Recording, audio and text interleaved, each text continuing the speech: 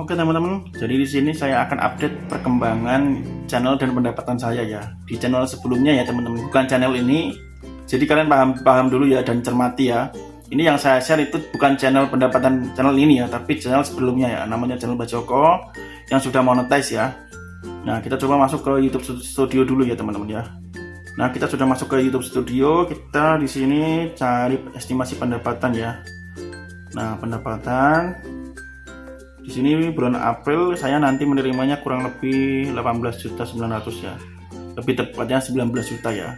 Ini naik ya teman-teman ya, dari bulan sebelumnya itu saya menerimanya 15 juta ya, 15 juta. Kemudian nanti saya akan menerimanya kurang lebih 19 juta ya. Jadi naik kurang lebih naiknya 4 juta ya teman-teman ya. Lumayan ya teman-teman ya, lumayan naik 4 juta ya. Nah, untuk teman-teman yang menanyakan CPM RPM-nya, untuk CPM-nya 160 ya sekarang ya. Untuk RPM-nya 120 ya. Estimasi pendapatannya agak sedikit penurunan ya teman-teman, dikarenakan ada momen lebaran ya, transisi dari bulan puasa ke lebaran ya. Itu sekitar tanggal 30 ya, mulai penurunan ya teman-teman ya.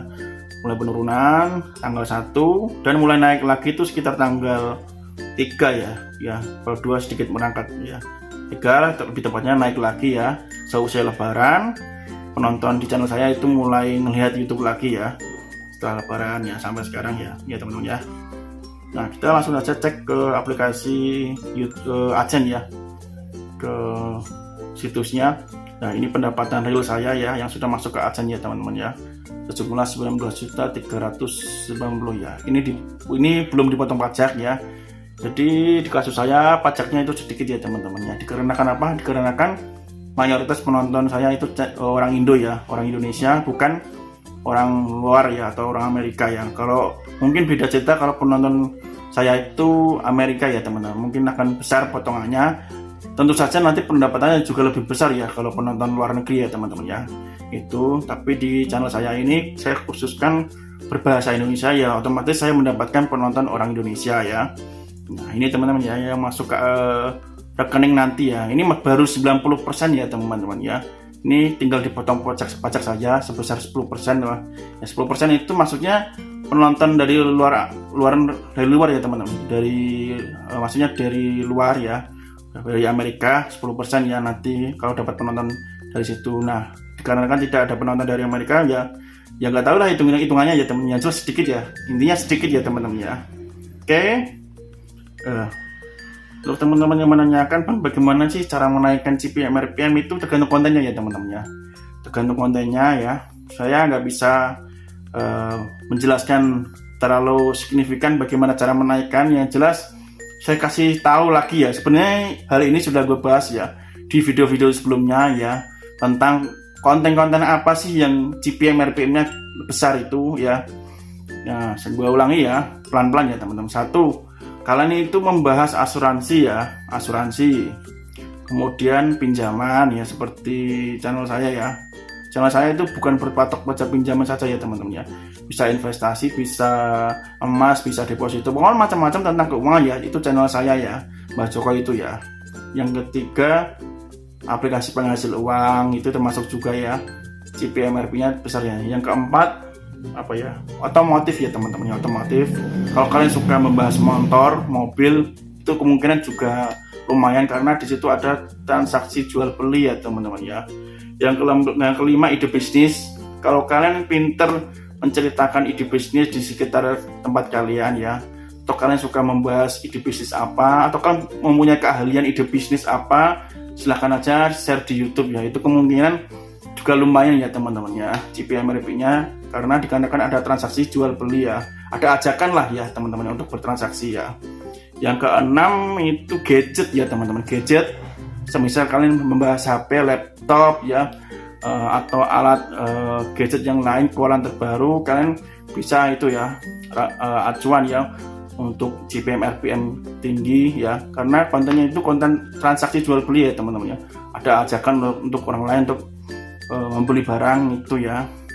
Terus apalagi ya, kemungkinan yang gue tahu baru itu ya teman-teman ya, konten yang lumayan ya. Kalau untuk yang lain-lain kayak gaming ya, kayak apa, prank, kancing, masak-masak, itu kemungkinan ya di bawah itu ya teman-teman ya.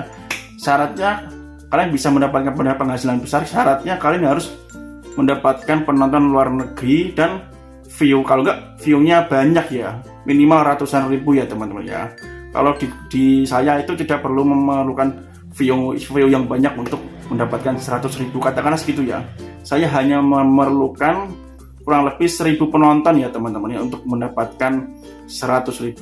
Kalau kalian channelnya ibaratnya kayak makan-makan, itu kalian harus mendapatkan puluhan ribu, kalau enggak ratusan ribu dulu ya, baru bisa mendapatkan 100.000. Itu perbedaannya ya teman-teman ya. Jadi kalau menurut saya nggak usah patokan itu ya teman-teman. Yang penting konten kalian itu ada yang nonton dulu, ada yang nonton dan banyak gitu loh. Nanti penonton akan mengikuti ya teman-teman ya. Nggak usah pedulikan CPM RPM. Yang penting kalian harus gimana caranya mindset kalian tuh mendapatkan penonton yang banyak ya. Banyak penonton, banyak iklan. Nah, nggak usah peduli CPM RPM dulu dah.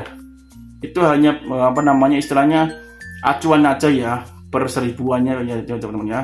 Ya pengaruh, cuma kalau kalian memaksakan konten yang tidak kalian sukai, nanti akan terbebani ya. Ya bikinlah konten yang sesuai passion ya, sesuai hobi, sesuai kemampuan kalian. Dan saran gua, kalau kalian serius bener-bener bermain di YouTube, itu kalau bisa ya teman-teman ya, kalian 100% harus terjun ke YouTube ya, jangan setengah-setengah ya. Kalau sudah pendapatannya sudah mengalahkan dari gaji kalian di karyawan ya.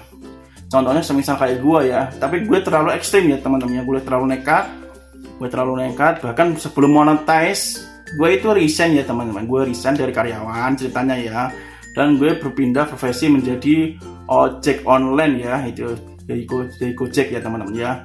Ya sebelumnya gue itu karyawan di salah satu perusahaan ya di Jakarta ya, dan gue cukup lama ya teman-teman, karyawannya itu sekitar 4 tahun ya. 4 tahun berkecimpung jadi karyawan. Pada saat menjadi karyawan itu saya sudah belajar nge-YouTube ya teman-teman, belajar nge-YouTube tapi belum berhasil. Dan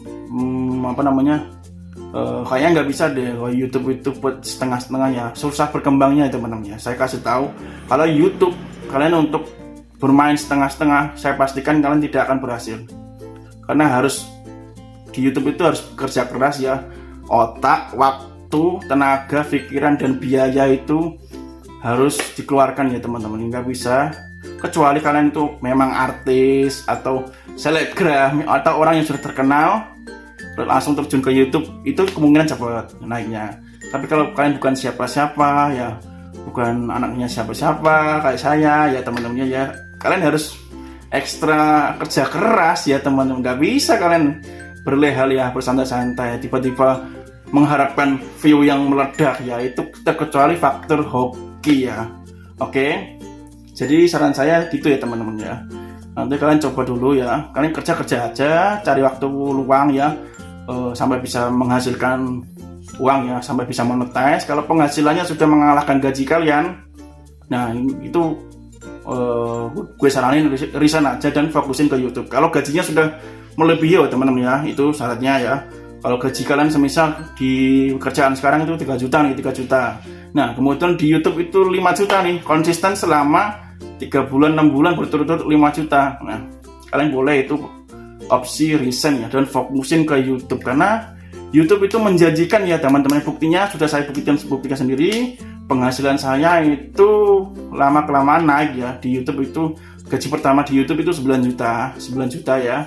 Kalian bisa tonton saja nanti di channel ini, sudah saya jelaskan mendapatkan gaji pertama saya di YouTube, sudah saya buatkan videonya ya. Nah kemudian dari bulan ke bulan itu naik gajinya ya, 12 juta, 8 juta ya, kemudian 11 juta, 15 juta, dan sekarang 19 juta ya. Itu adalah salah satu bukti ya teman-teman ya, bahwa YouTube itu menjanjikan ya. Oke, jadi disclaimer juga dulu di sini, videonya bukan untuk bertujuan untuk pamer atau ria atau sombong ya teman-teman, karena kita nggak boleh sombong ya, di atas langit masih ada langit ya, jadi nggak boleh sombong. Jadi tujuan gue bikin video ini supaya kalian itu motivasi gitu loh ya. Di era pandemi ini, di masa-masa sulit ini, kalian jangan mengharapkan pendapatan satu lubang saja. jangan ngandelin karyawan. Itu kalian, menurut gua kesalahan besar kalau kalian tidak mencoba bermain di YouTube ini ya. Ya teman-teman ya, karena penghasilan dari YouTube ini sangat menjanjikan ya, karena kita hidup di era digital ya, dan kita bisa juga menghasilkan uang dari internet gitu loh. Saya bisa, kalian harus juga bisa gitu loh. Gampang kok teman-teman, tinggal lihat aja tutorial ya, sudah banyak yang menjelaskan bagaimana cara mendapatkan uang di internet. Itu sudah banyak banget ya website atau tutorial di YouTube ya. Kalian tinggal tonton saja, pelajari dan praktekin, oke? Ya, mungkin itu aja ya teman-teman yang bisa gue sharing di video kali ini. Takutnya kepanjangan nanti ya. Tulis aja di kolom komentar nanti ya kalau ada pertanyaan seputar ada kendala lain ya. Semoga bermanfaat. Sampai ketemu lagi di video selanjutnya.